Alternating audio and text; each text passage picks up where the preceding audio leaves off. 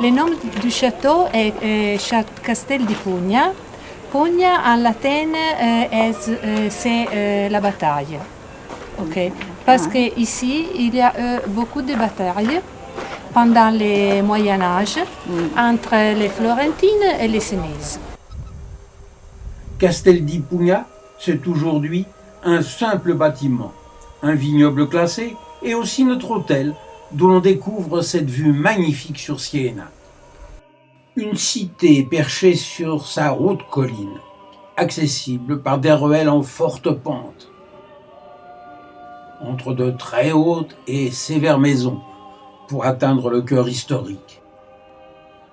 Ici, une colonne avec la louve légendaire, car Siena aurait été créée par Sénus et Ascus, fils de Rémus, fuyant la colère de Romulus. Et là, la célèbre Plaza del Campo.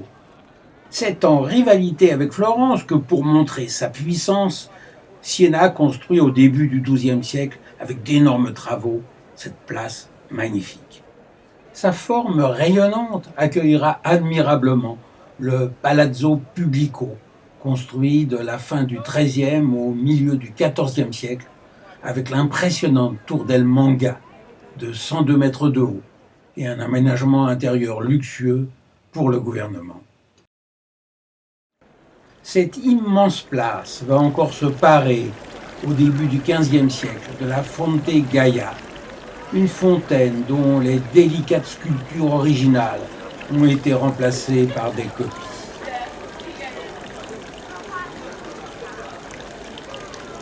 Au-delà des maisons qui l'entourent, tribune enviée des 2 courses annuelles du Palio, c'est le bijou architectural noir et blanc du Duomo qui nous attend. Au XIIe siècle, débute sa construction. Une nef de 90 mètres de long, des colonnes de marbre noir et blanc, des arches en plein cintre, et c'est en 1264 que la coupole sera terminée. Directement ouvert sur la cathédrale, curieusement, autour des 3 grâces dénudées d'une copie romaine, dans la splendide bibliothèque voulue par le cardinal Piccolomini, les fresques peintes en 1502 évoquent son œuvre ecclésiastique. Assez étonnant aussi, dans la cathédrale, ces petits fonds baptismaux et la sensualité des bas-reliefs qui racontent le péché originel. À l'arrière du Duomo, la descente d'un impressionnant escalier nous conduit face aux 3 portails du baptistère, une construction de style gothique et renaissance qui abrite ces magnifiques fonds baptismaux ornés des bas-reliefs en bronze, œuvre des plus grands sculpteurs de l'époque. Par exemple, ce magnifique ange de Donatello. On pourrait s'attarder plus longtemps sur les innombrables lieux et trésors artistiques ou historiques de la ville. Mais en la quittant, il y a aussi d'intéressants villages qui nous attendent, comme ici, tout près de Siena, à Monteroni d'Arbia, ce moulin fortifié du début du XIVe siècle, avec son énorme tour presque intacte et son moulin étang dans cette région plate d'agriculture médiévale. À Siano, village acquis par Siena en 1285, conserve encore des murs de protection qui furent ensuite construits pour entourer la ville à cette époque. Beaucoup de maisons ont gardé leur charme médiéval et une promenade dans cette rue principale peu rechercher des touristes reste bien agréable. Buonconvento possède encore sa porte nord principale et une grande longueur de muraille, souvent menacée par le pillage et la guerre. En 1313, Henri VII, empereur d'Occident nommé par le pape, y est mort en conquérant la ville. C'était en effet une ville riche, bien exposée aux côtés doux des collines, avec la confluence de l'Arbia et d'autres rivières, une tradition agricole et une voie importante. Aujourd'hui, dans la douce couleur des briques, c'est encore une promenade très agréable. Montalcino culmine à 567 mètres. La difficulté des voies et escaliers d'accès nous le confirme. Une forteresse du XIVe siècle, invisible pour restauration, servit de refuge au gouvernement de Sienne lors de la conquête de Charles Quint en 1555. Aujourd'hui, devant église ou cathédrale, les touristes occupent les boutiques. San Quirico d'Orsia, un bien charmant village. Dès l'arrivée, une jolie chapelle et ses cloches apparentes qui nous accueillent. Une rue animée par les conversations des villageois et, à son extrémité, une pure collégiale romane, tout en pierre, construction rare en Toscane. Des portails harmonieux qui s'appuient sur des lions originaux et la bien belle image rose d'un sobre palais Renaissance. Pienza, un long cheminement en corniche devant un paysage de Toscane, nous conduit dans cette ville où un pape, Pie II, a fait au XIVe siècle de son village natal une ville épiscopale et un modèle de la Renaissance. Dans Pienza, aujourd'hui animée par une fête artisanale chatoyante, les palais et monuments classés sont peu visibles. Mais ils apportent néanmoins leur décor exceptionnel aux fromages, vins et autres merveilles gustatives italiennes qui s'étalent de toutes parts devant nous. Mais, en poursuivant un peu notre chemin à l'écart du cœur commercial, le charme de la ville médiévale réapparaît, avec cette porte percée dans les remparts, ou, tout simplement, avec ces jolies maisons oubliées de la fête.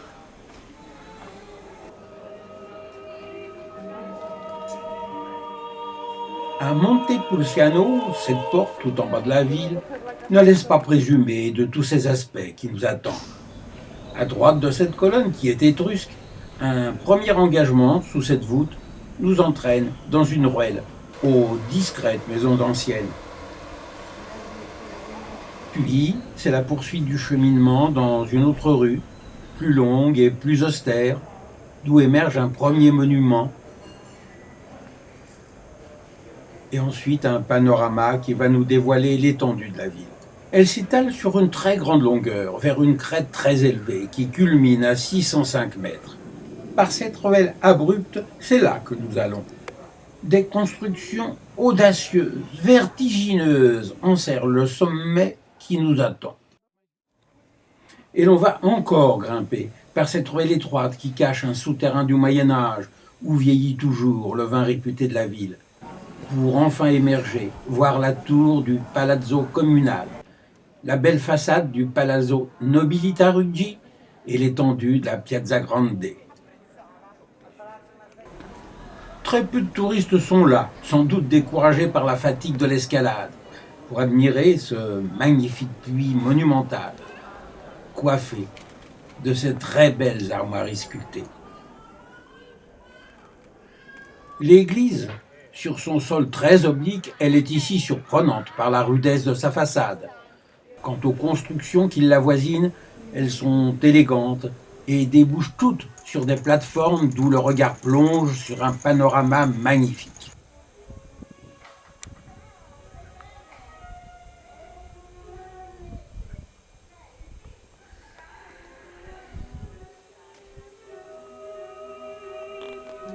À Castellina in Chianti, nous sommes maintenant au nord de Sienne, dans le pays de Chianti. Deux portes fortifiées existaient autrefois aux extrémités de cette rue.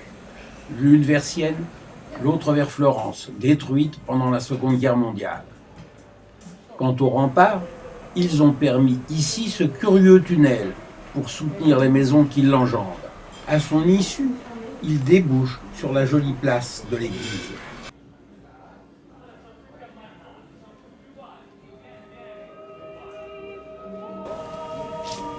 Gaiole in Chianti, un rare village de Toscane qui n'a pas choisi un promontoire pour s'implanter, mais le bord de la rivière Maslone, favorable à sa prédominance commerciale. Aujourd'hui, ce sont les aménagements du cours de la rivière, profondément implantés dans le bâti, qui nous ont montré les quartiers pittoresques que nous attendions. La rivière est vide, mais dans cette vallée, c'est toujours une voie routière facile qui, à Gaiole, peut encore sortir ou traverser la ville. Au nord-ouest de Sienne, à Monteriggioni, une ceinture fortifiée a été extraordinairement protégée. Tout autour d'un tertre, émergeant de la végétation ou des oliviers, reliant deux portes d'accès, une muraille de 20 mètres de haut et 14 tours pratiquement intactes ceinturent le village. Devant cette petite église romane, une placette et une petite rue sont dévolues aux touristes. Mais derrière les maisons, dans cette ruelle, à l'intérieur des murs, comme au pied des murailles curieusement désertées, on peut ici rêver au Moyen-Âge. San Gimignano est une ville importante où l'on peut voir un patrimoine moyenâgeux également sauvegardé. Dès l'extérieur, avec cette première porte ouverte dans les murs, comme avec cet autre accès massivement fortifié. Une porte que nous franchissons et qui nous offre aussitôt l'atmosphère monumentale, pesante et confinée de l'époque. Une impression qui va se renforcer en avançant vers les hautes tours qui apparaissent devant nous. Les regarder est un spectacle impressionnant, heureusement, car ici rêver n'est pas facile. Les touristes viennent en nombre pour les voir, libres ou surtout déversés par autocar tout au long de la journée. Sur la place où l'on arrive, la Plaza della Cisterna, ainsi nommée en raison de la présence du puits, une tour parmi les maisons qui l'entourent. Le lieu est noble et les façades des maisons et des palais sont moins austères. Aujourd'hui, on peut y voir des plantes et des fleurs. Ce passage conduit à la Piazza del Duomo où abondent les monuments audacieux, comme ce Palazzo del Podesta du XIIIe siècle, porté par une seule grande arcade. San Gimignano, dont l'origine remontait au IVe siècle, était une commune libre et puissante avant sa soumission à Florence en 1553. Comme en témoigne le nombre considérable des tours qui y furent érigées par les notables au Moyen Âge. Il y en avait encore 25 en l'an 1500. Aujourd'hui, 13 sont encore intactes.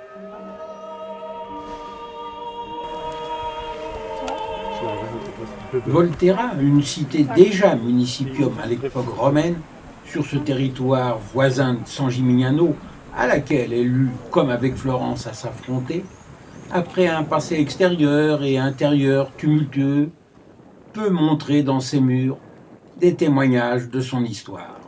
Ici, le Palazzo del Priori, terminé au milieu du XIIIe siècle, où se réunissaient les groupes collégiaux partenaires des autorités, tantôt religieuses, aristocratiques ou bourgeoises, que le Palazzo Pretorio, autre monument de cette place, hébergeait. Cette ruelle, bien moyenâgeuse, c'est à l'église romane San Francesco qu'elle nous conduit. Sous nos yeux, le parc géologique étale les vestiges bien différents de l'acropole étrusco-romaine, au pied des maisons d'un autre quartier. Et aussi, sur le même site, ce qui fut les gradins du théâtre romain.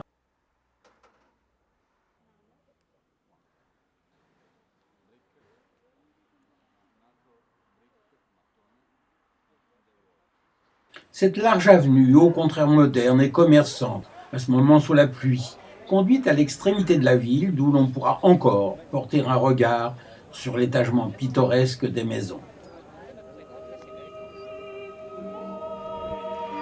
San Galgano, abbaye cistercienne, avait été décidé en 1218 pour le site, une vallée ensoleillée, et pour la présence de la chapelle déjà sanctifiée du jeune ermite Galgano Guidotti. L'architecture des bâtiments, aujourd'hui en ruine, laisse penser que, pour son activité, un moulin aurait même été envisagé. Né en France, le style gothique cistercien est sévère, car son objectif était la restauration de la discipline qui s'était perdue dans les monastères. Avec des alternances d'abandon et de reprise en raison de la peste, du pillage et d'une mauvaise gestion, allant jusqu'à la vente du plomb de la toiture, l'abbaye devra être abandonnée au XVIIIe siècle. Ce matériel rencontré rappelle la pérennité agricole qui fut celle de l'abbaye ruinée, laissée derrière nous pour rejoindre la chapelle voisine de l'ermite Galgano, canonisé. Un chemin rude, caillouteux, fatigant. Il y en a qui montent en voiture. Hein. Ici, le saint se serait retiré jusqu'à sa mort, et la chapelle, consacrée en 1185, abrite une épée énigmatique fichée dans un rocher. Le chevalier libertin aurait refusé de renoncer aux choses matérielles à l'archange Gabriel qui le lui demandait, en affirmant « C'est aussi impossible pour moi que de planter mon épée dans ce rocher ». Et joignant le geste à la parole, l'épée s'est plantée au lieu de se briser. Follonica, une étape plus au sud, c'est uniquement pour répondre au désir de voir la mer. Et la rencontre avec ce petit port, où tous les bateaux sont bien petits, n'est pas décevante.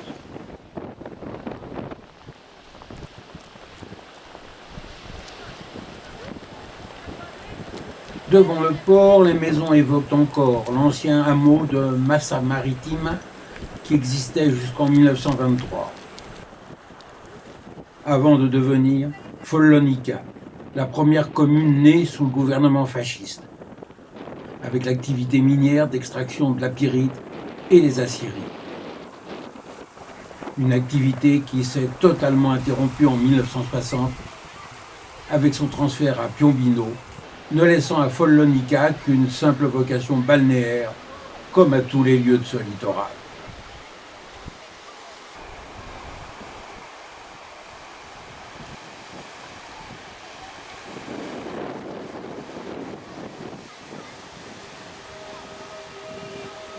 Grosseto, une grande ville, avec cette rue piétonne qui nous conduit vers la Piazza Dante et le Palazzo Aldo Brandeschi, néo-gothique, construit en 1900, qui fait presque vrai, à côté du Duomo San Lorenzo, avec sa belle polychromie géométrique.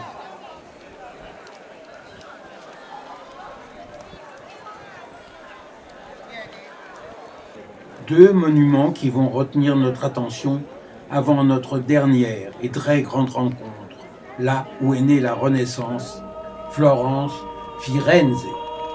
La ville bâtie sur l'Arno voyait son pont régulièrement emporté par les crues jusqu'à ce Ponte Vecchio, avec ses échoppes qui existaient déjà, et toujours en place depuis sa construction au XIIIe siècle, il y a près de 700 ans. Au XVIe siècle, le grand-duc Cosme de Médicis y fit construire le long couloir rectiligne que l'on y voit, pour joindre son palazzo ducal aux offices, bâtiments des bureaux, afin d'éviter les ruelles peu sûres.